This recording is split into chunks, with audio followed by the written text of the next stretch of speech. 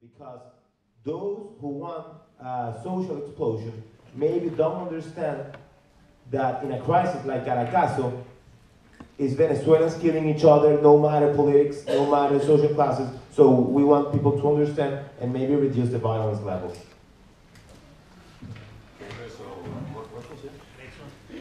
Hello guys, how's it going? Like in Venezuela? I was here first, sorry for that. First of all, I want to thank the University of Columbia for allowing us to have a place where we can exchange ideas and grow as a collective consciousness. So thanks for the university for allowing us this space. I'm going to try to be as quick as I can, all right? I'm going to read one thing in English and then in Spanish so I can hear the thoughts of Alfredo, Rafe, and Juan. And then I have a couple questions for Daniel Wilkinson, all right? So I'm going to try as quick as I can. First in English, okay? The First Amendment of the United States Constitution guarantees individual rights of freedom of assembly. Under the common law, when 3 or more individuals assemble for an illegal purpose, like the breach of public space, will be considered as a constitutional violation. When 3 or more persons assemble and act jointly in committing a criminal offense, such as blocking public streets, avenues, and highways, this assembly becomes unlawful. In general, a unit of government may reasonably regulate parades, processions, and large public gatherings by requiring a license.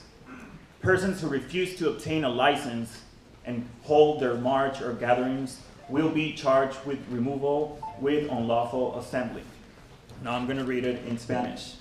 I think they understand English, so... Everyone understood? Yeah.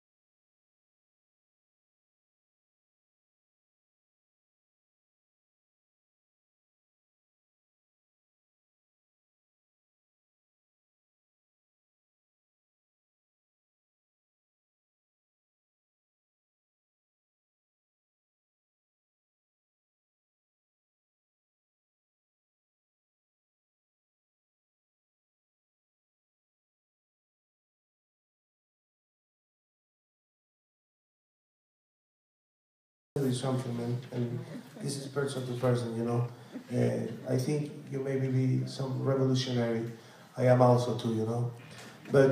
And I want to tell you something. I have 3 years of student movement president, and well, when I won the elections, you know, I was the candidate that was counting against Chavism. You know, Hugo Chavez, he put his hand up to the chief of shooters of the university. And I was also fighting against opposition candidate because it wasn't me, their candidates. So I won. But you know something also too, in Latin America the student movement are very irreverent, you know, and we also have a lot of kind of protest. But the only thing that we're not going to accept is, I think, I don't know you, but I'm sure of this, that any block of the street, any burned tire, or even any mask deserves that the government respond that with a headshot, you know. That is very dangerous for the country.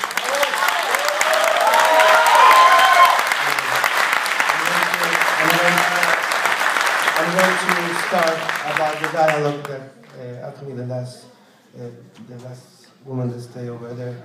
You know, I was very clear that we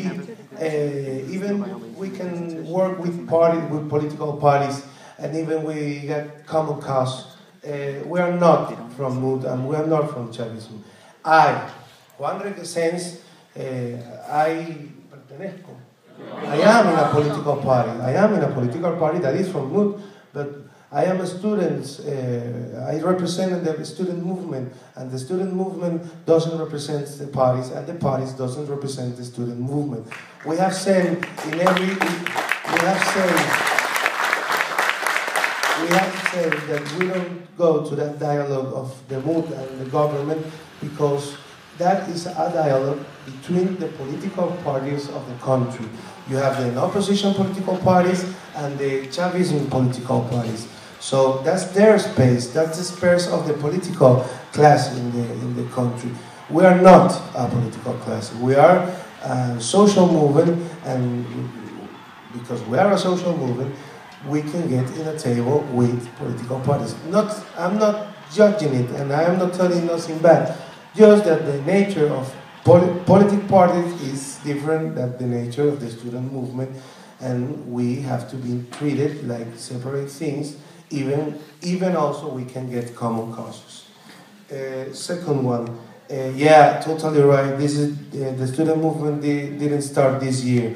The student movement is fighting in Venezuela since 1928. The